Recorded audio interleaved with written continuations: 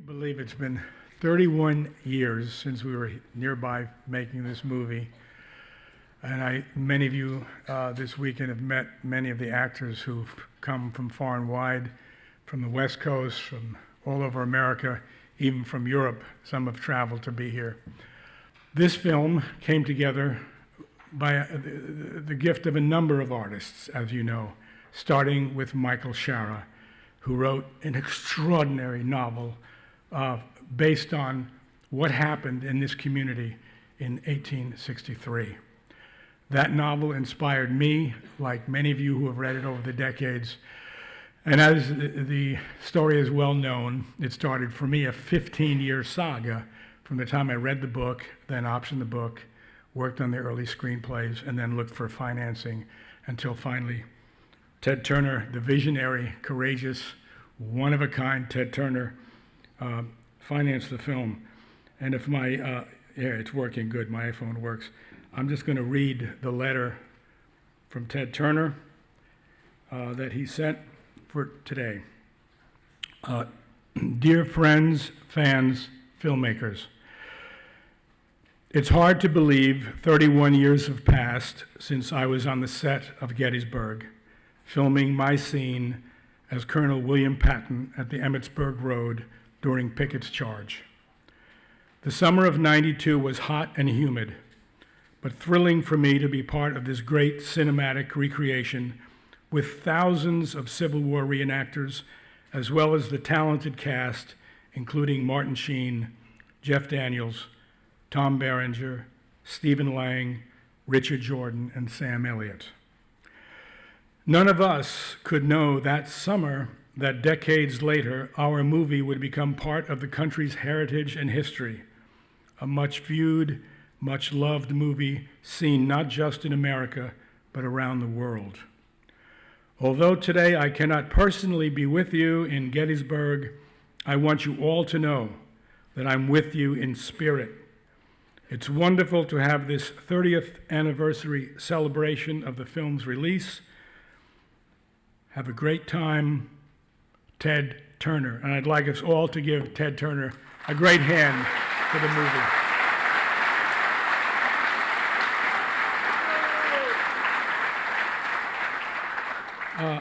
I just want to make one brief comment before I ask three of our wonderful cast members to join me here on the stage.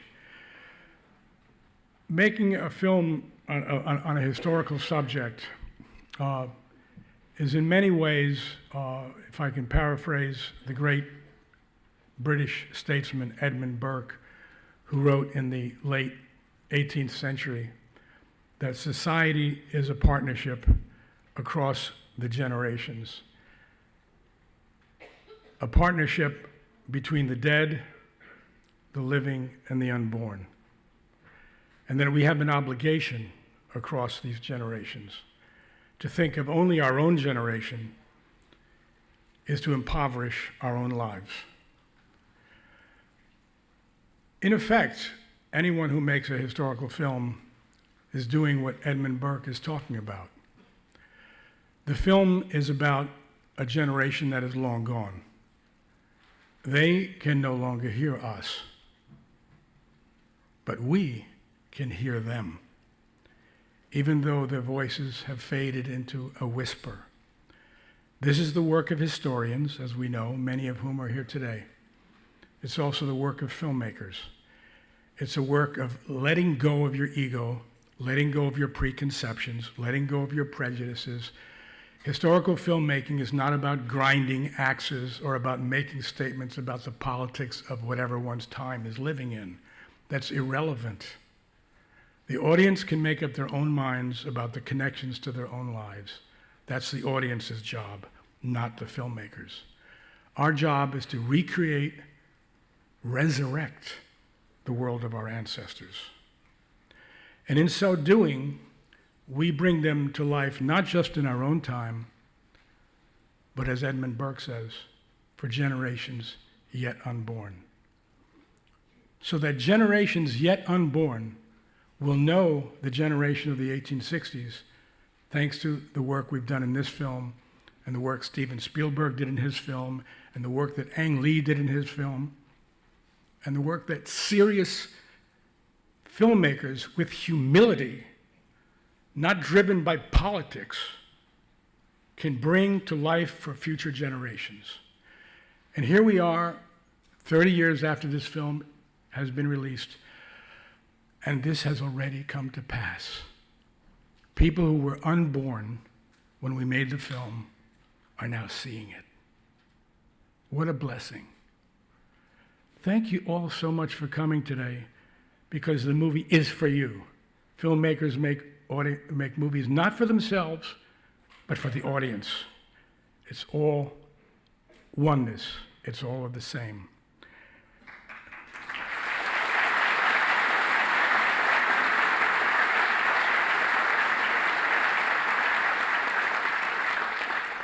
I'd like to bring on stage now 3 wonderfully gifted, talented actors with big resumes. You will recognize them right away, who also happen to be wonderful friends of mine.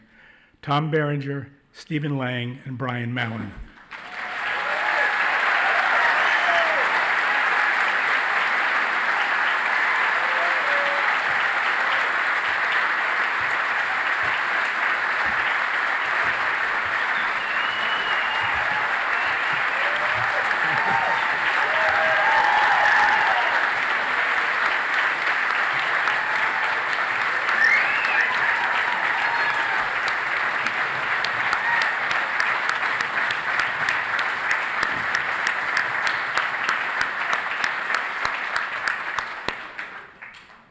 Stephen, if I can throw it over to you and you get the ball rolling, please. So I'm sorry that the screening of Barbieheimer is canceled today.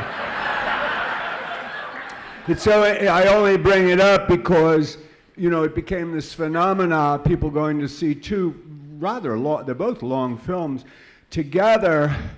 Maxwell heard about it, and thus we have a new director's cut, which is an hour longer than.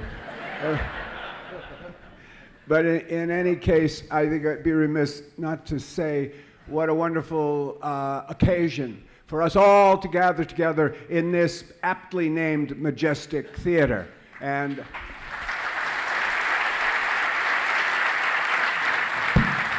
on behalf of the cast and director and crew, we thank you for, as Ethel Barrymore would say, thank you for the use of the hall. It's great to be here. I won't take much time. I tell one story, and I imagine some of you heard me tell the story before, but I like the story. It concerns myself and Ron Maxwell. I played George Pickett, and on that morning of July 3rd, Pickett stepped out in front of his assembled troops and implored his men, counseled his men, extorted his men to remember old Virginia.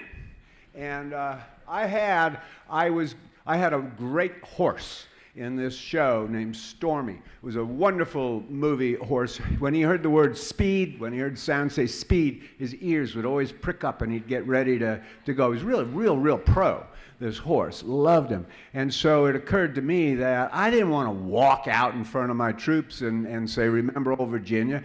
I wanted to ride out in front of my troops and say, old Virginia. Now, this is a matter of historical record. And so I went to the director and I said, Ron, I don't want to walk out, I want to ride out. And he looked at me and he said, but that's not what happened.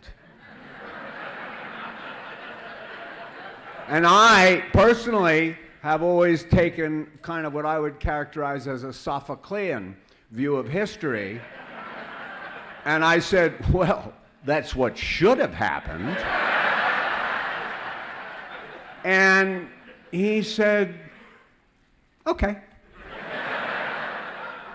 And so that's what we did. Now, okay, we did it. It works good. You'll see it today.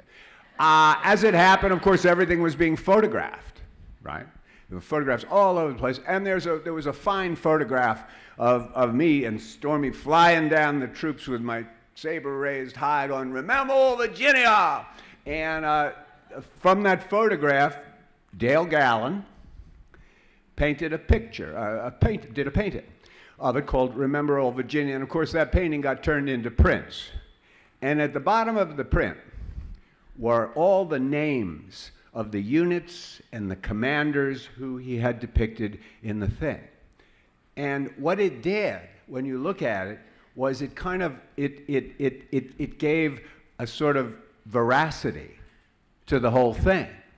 It was like, and so thus, my friends, thus is history written.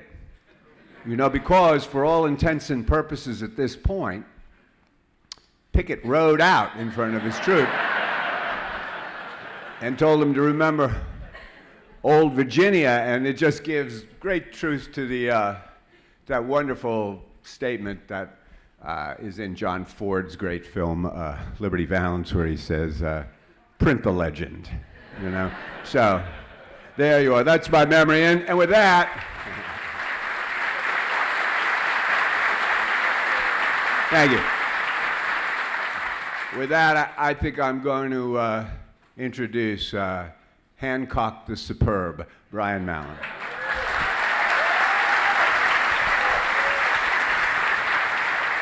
Well, what an honor to be here, 30 years on, and to see the impact that that film has made over all these years is just wonderful. And I think the most wonderful thing about it is that, for me, is that Hancock was really in the dusty pages of history at that point.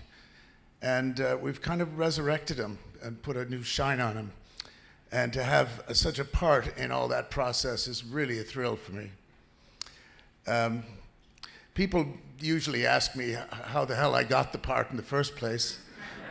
And I was a stage actor in New York, and I had just moved to LA, and I was in a Brian Friel play, Translations, wonderful play, at the Celtic Arts Center. And it was a hit. We had like 7 Drama Logue Awards and all this. And one night we heard that there was a director in the audience, you know. And afterward, I met Ron, and he said he was going to come back.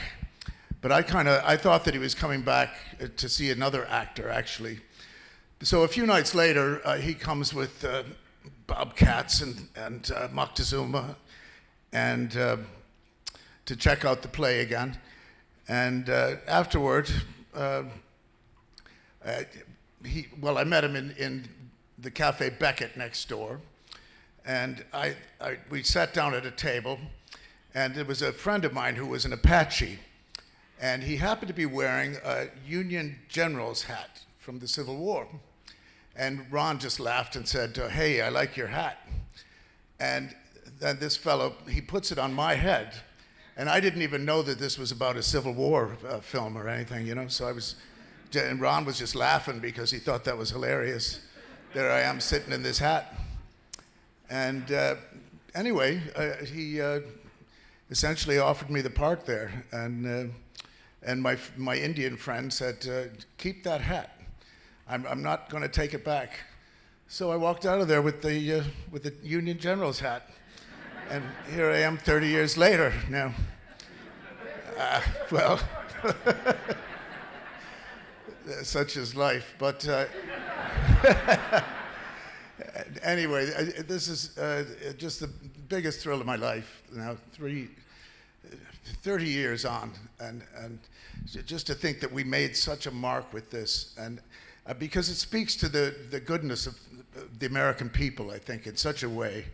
I think Gettysburg is the heart of America, and this film has made it all manifest for everyone to actually look at and experience once again. And, well, that's it anyway. Cheers to you.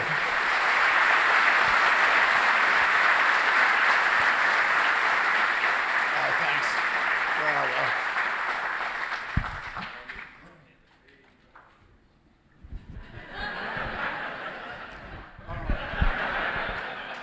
Yeah, speaking of the horse situation there at Pickett's Charge, I don't know if this was Longstreet as corps commander. Well, it certainly was his order, but it might have come down from Lee. That that, you know, the generals commanding, and certainly the brigadiers and the brigade level, but even the division command of Pickett was, whatever that order was, I don't know if it came from Longstreet or not, but it seemed to be a given when we did the scene, and I didn't bat an eye that Pickett, of course he was going to ride his horse out there. He's a showboater, but and he's flamboyant. And he's also Longstreet's best friend, and from the old army, down in Mexico and so on. But yeah, now there is some concern about Andrew Prine, who played Pender, and he said, "I've got to ride my horse in to lead my brigade, sir, because I hurt my leg. You know that. I can't walk in there." Okay, fine, go ahead. Anyway, so much for me as a corps commander. You know, let them all ride in, you know. But I actually, what I want to do is just thank the people that put this all together, and in particular, I'm thinking of Andrew Dalton. And I tell you, this guy is so organized. I mean, it's just, it's not a thing that they didn't think about. The logistics and organization of this were just stunning. I mean, as a corps commander, I would hire him as an operations officer in the New York Minute. Thank you, all of you, for putting this together. It was incredible. Thank you.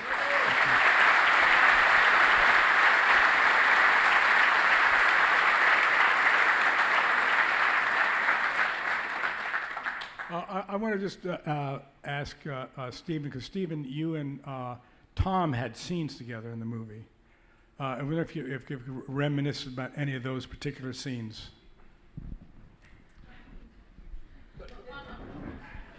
Gee, we had a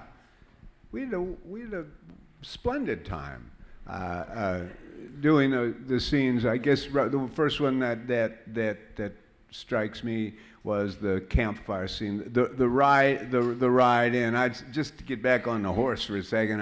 When I was going to do the picture, I put in a request. I said I want a raring horse, because I knew that I was going to make an entrance. I'm such a ham. It's. I mean, I may actually make myself slightly sick at times, but I knew. Well, it's true. I mean, think of the blue cornflowers that I'm holding high to make sure it's within the camera range. When I come walking across the field after Pickett's charge, it's been decimated. So you see George Pickett just kind of walking sadly, sees some blue flowers and picks them up and puts to his chest. It's acting of the cheapest order, you know. And yet it works, doesn't it? You know? But we had a great time working together, and I love that opening scene because it was Tom, and it was Richard Jordan, and it was our friend Andy Prine, and Royce Applegate. Rest their souls. Wonderful fellows, they sure were.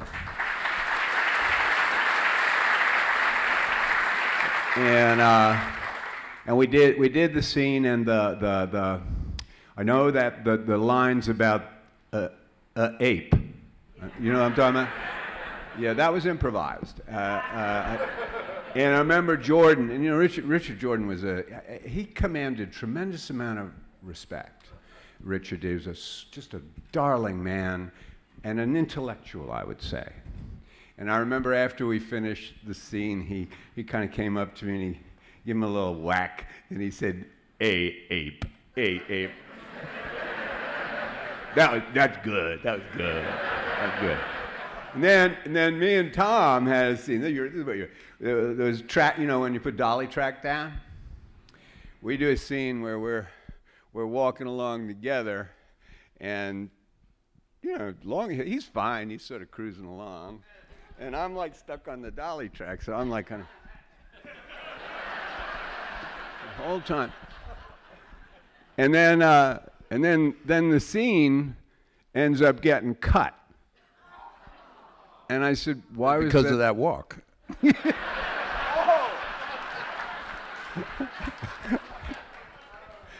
Oh, really? I say it was because of that beard.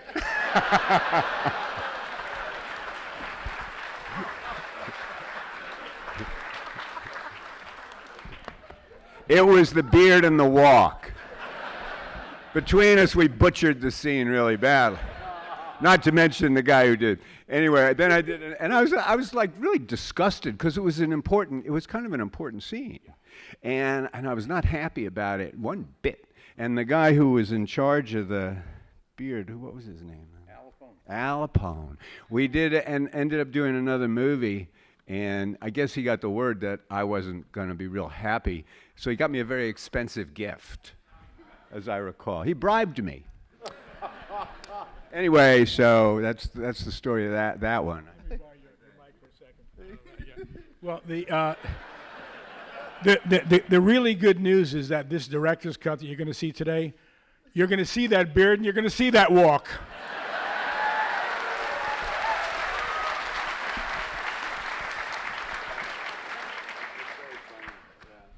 Yeah, we're going to go on all night gabbing, talking, which I've been doing for 2 days nonstop. I think it's time we get rolling and move on.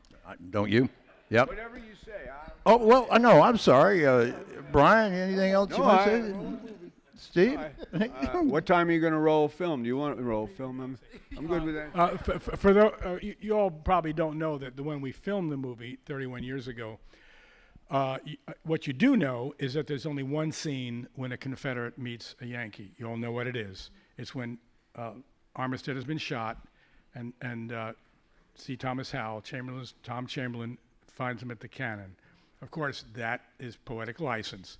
Yes, a Union officer did meet him there, and he was carried off the field, and he did die 3 or 4 days later, as I recall. But it wasn't C. Thomas Howell, so that's wasn't his character. It wasn't Tom Chamberlain. But the Chamberlain brothers were nearby, so it's a case of this guy taking poetic license. And I can go on, I can riff forever about where you draw the line with poetic license. No two filmmakers are going to draw it in the same place, but it runs from egregious to falsifying things to, I hope, where poetic license should live. As Stephen referred to it, the Sophoclean view of filmmaking, but also Shakespearean. I mean, it's really if you take your key from your tip from Shakespeare in terms of history, you're not going to get the history explicitly right, but you're going to get the heart of history right, the soul of history. Absolutely, right, and he's of course one of the great models at every level. But you think of the Shakespeare's histories from Richard II to Henry V, etc. Historians can pore over this play and say this is wrong, but the heart and soul is right. And generation after generation of English audiences and world audience can ascertain that. But I wanted to mention that one scene when where we have a Yankee and Reb character meeting was probably the only day in the schedule where the actors met. The actors met. So Mallon and these guys were not on the set at the same time, except for the rehearsal week we had before filming began, when all the cast was there. But then we started with the Confederates, and all the Yankee actors went home for a month or 5 weeks. Then all the Confederate actors went home, and the Yankee cast came back. So it was really like shooting 2 different movies. So basically, I believe, except for the rehearsal week, you guys weren't working together, correct? No. Yeah. So I wanted to ask you, Brian, how does it feel to be deprived from actually being in scenes with these guys? Well, that was just a nightmare for me. But the truth is that I was here from day one, actually, even though the Yankees weren't showing up for a long time, for some reason. And I just loved it. I was, riding horses and learning all that stuff. So it was great, and I would see these lads in the tavern, and we had a great time. It was amazing, but not working with them was hell. Yeah.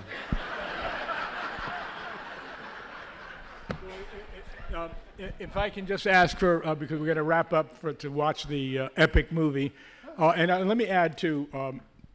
When we wrap up our little talk here, give us a chance to get around through the green room to the back because we have a very special treat immediately preceding the movie. Treat may be not exactly the right word, but you'll know when the screen lights up. But if I can just ask the three of you just any final things you'd like to share with our audience. No, just thank you. Nope. Just again to the crew here at the Majestic Theater and the management here at the Majestic Theater. Thank you for facilitating this. It's always a pleasure to be on this stage.